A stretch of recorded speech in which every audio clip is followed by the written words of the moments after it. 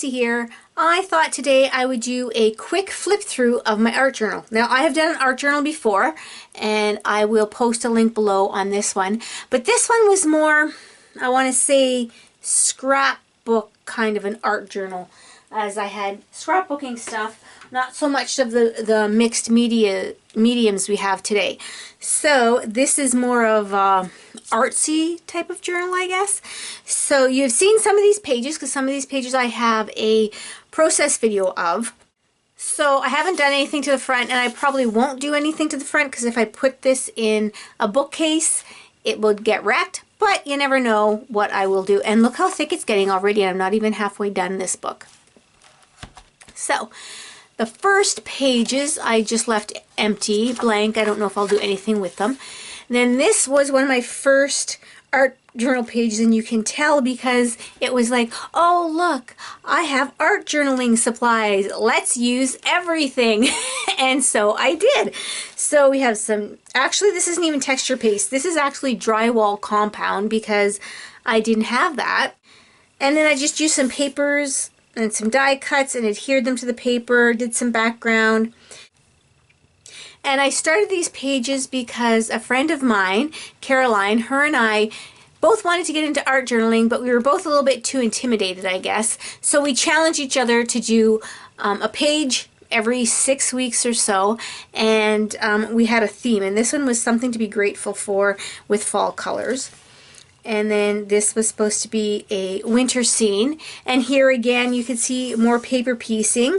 I used some, I think this was an embossing folder that I used like a stamp to get the little swirls there. And yeah, background paper and some gelatos I think I used for the background, for the very background.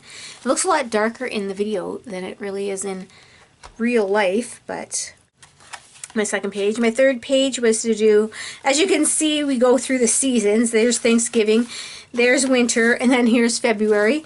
And I just tried to draw a book, not very well at it, and some other, well, this is weird. It looks orange.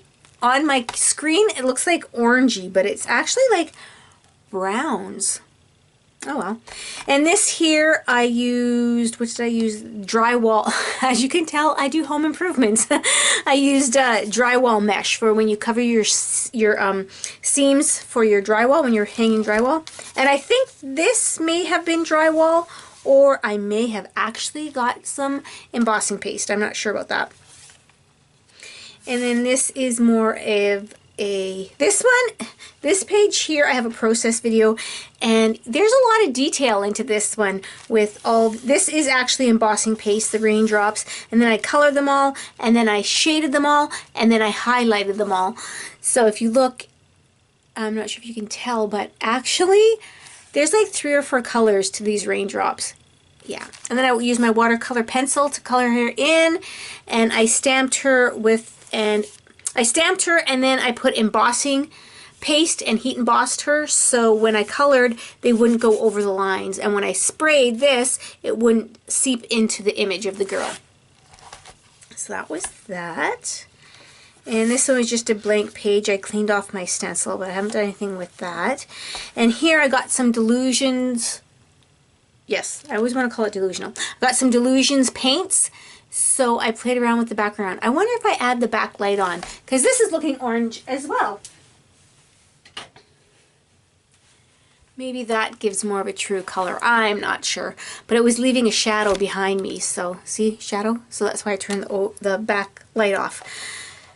So anyway, yeah, this one was a quick one. I just did the background, and she is actually paper pieced, and well, not really, well, yeah, I guess she's paper pieced. I just colored her all in and adhered her on top of that. And I can't remember what the theme was on this one. Maybe it was to use some brighter colors. I should actually write that down. And then this one my girlfriend and I did, and we were having lots of fun spraying and stamping, and it looked a lot nicer until, see all the purple? my page behind it, I used so much of the spritzes or the sprays that it went through the paper. So what I'm going to do, I haven't done it yet, and it's been a while, but what I'm going to do is I'm going to stamp this image on a separate piece of paper, color it in, and then adhere it on top. And then all this purple stuff will just look like I meant to do it. That's my plan anyway.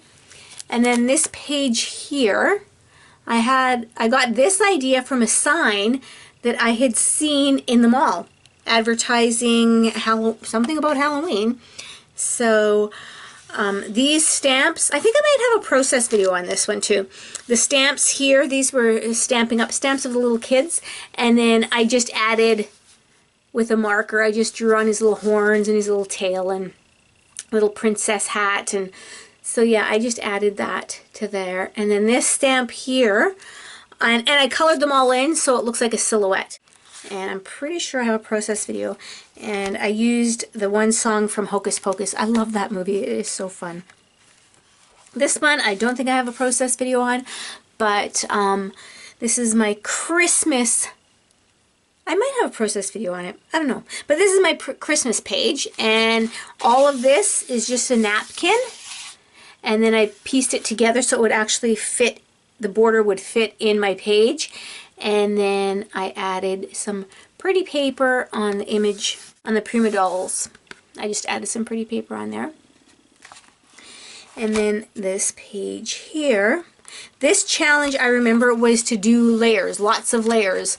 So actually, first I did her, and I'm like, oh, that's not enough layering. So then I did her. And each one of her stripes on her dress is a different piece of paper that I layered on top. So there is that one, my New Year's page. And then this is another one my girlfriend Debbie and I did. And I really like how this page turned out. I don't know where she got the inspiration from, but she came over and we both did this page. If I could find the inspiration that she used for this one, because this was actually from another art journaler, I will share with you below. But like I said, she brought it to me. She brought me the idea, so I don't know where it came from, but I really like the colors and the splatters that we used and all the doodling. I really had fun doodling with this one.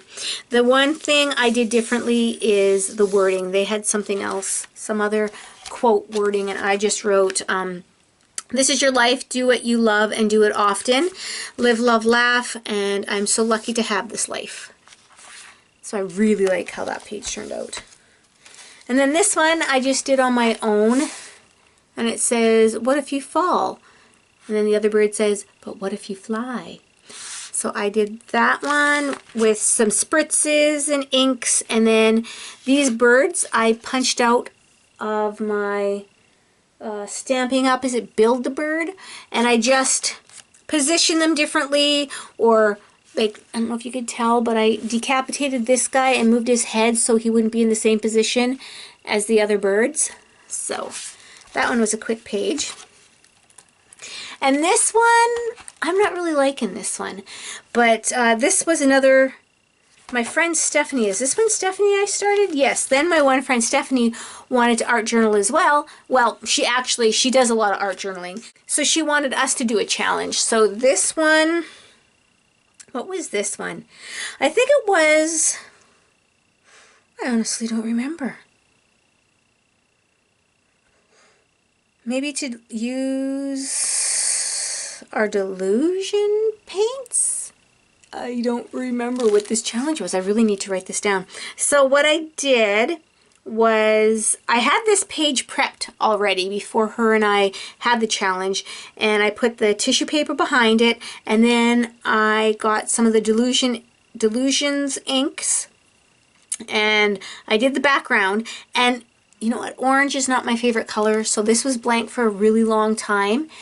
And then I just got this stamp, and I just loved it. So what I did was I stamped it, and then I used white embossing powder, and then this one as well. And these ones are all embossing as well.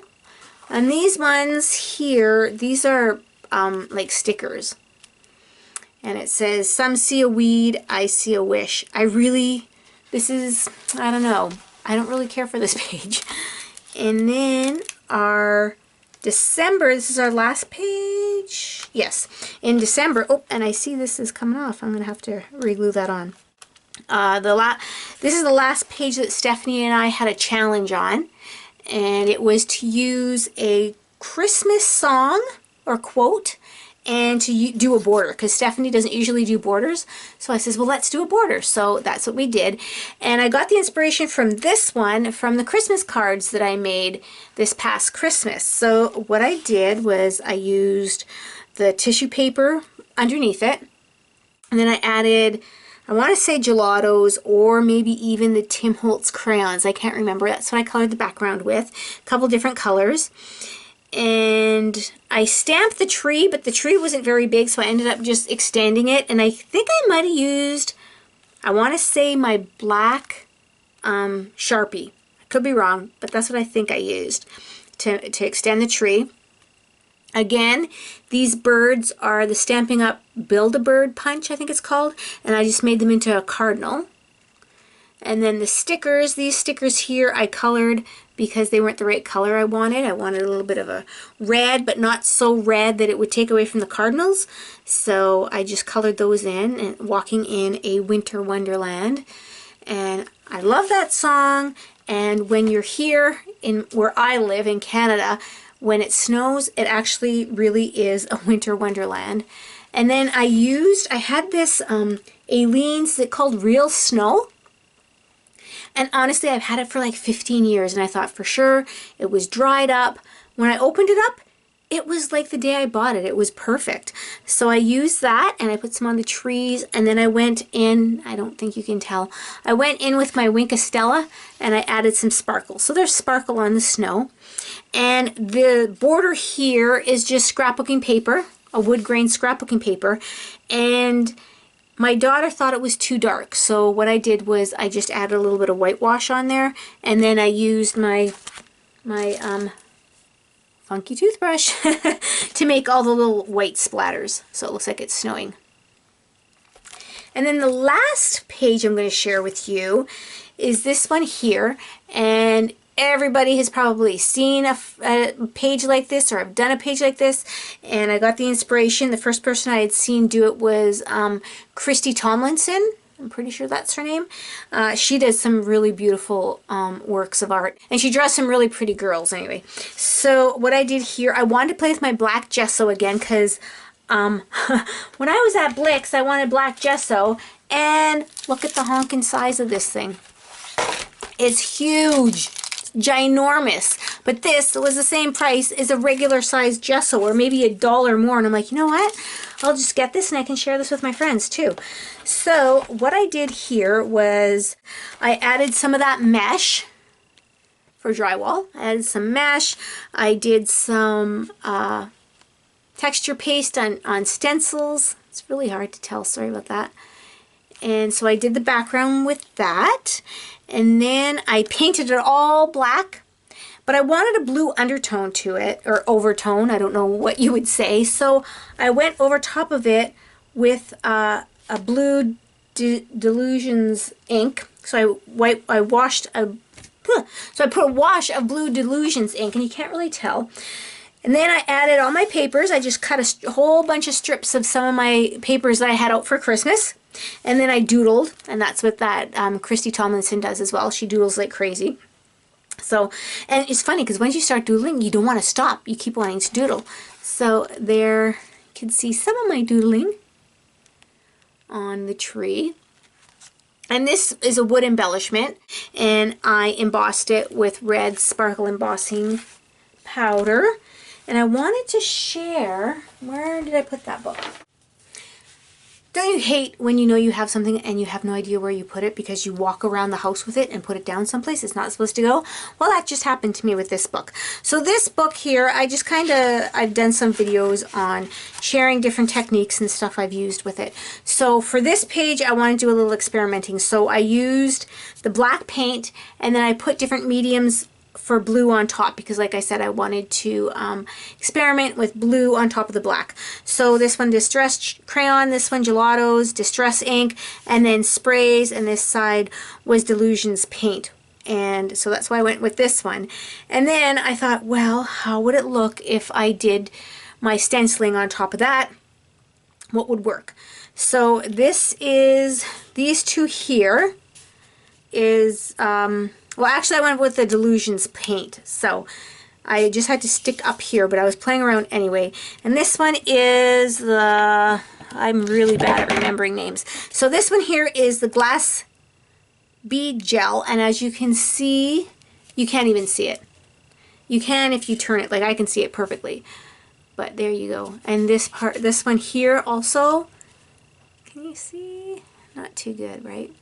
And then when I was adding different whites on top of it, the blue would seep through, and I'm like, oh, I don't want the blue to seep through. But all I had was the light molding paste. Then I got a hold of some of the, what's this called? The texture paste, which is thicker. And so I did that, and this is what happened. It actually, you couldn't see the blue coming through. So when I did this page, I'm like, oh, I kind of like the blue coming through. So I thought I used the light molding paste, which in my sample, it came through. But when I put it on here, it didn't. You see the white came up pure white. So now I'm wondering, did I use this one? Or did I use this one? I don't know which one I used, but as you can see, it's white. It didn't take the blue of the Distress or Delusions paints. It didn't take the blue like this showed. So whatever, I still like how it turned out, and I like all the texture underneath, and I like all the texture that I did underneath. And when I put the tissue paper underneath here, because that's what I first did. I'm sorry, I first added tissue paper. I crumpled up the tissue paper and then put it on because I wanted it to have textures. Being it was just a solid background, I wanted at least the texture to pop up. And sadly, I really don't think you can see it on camera as well as you can, or if at all, as I can with the naked eye. I wish you could because it looks pretty cool. And like I said, considering it was all black, I didn't want it flat. I wanted their texture. Whereas the Christmas one, this one's flat. I added texture with stamping here because I stamped those and heat embossed those. And with the words, I heat embossed those as well. So I have texture that way. But with this one, I just used the background as to get my texture from it. So it's all one color, but the background has a lot of texture to it. So that is all my pages for 2016 and 2015, I think. I don't know when we started, but anyway. And then there's a blank page right there, ready for the next one. I wanted to do another New Year's one, but I wanted it to be more, what do I want it? More like vintage, because I really like the colors of the browns and the clocks and all that.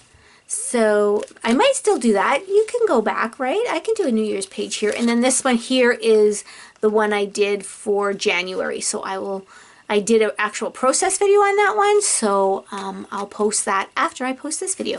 That is my art journal pages that I thought I would share with you.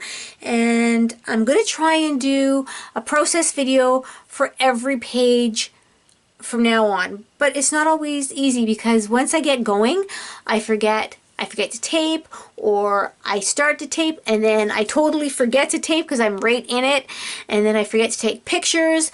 So yeah, so I just thought I would share with you a flip through of my journal. So thank you everybody for watching, and I hope you all had a very creative day today. Bye now.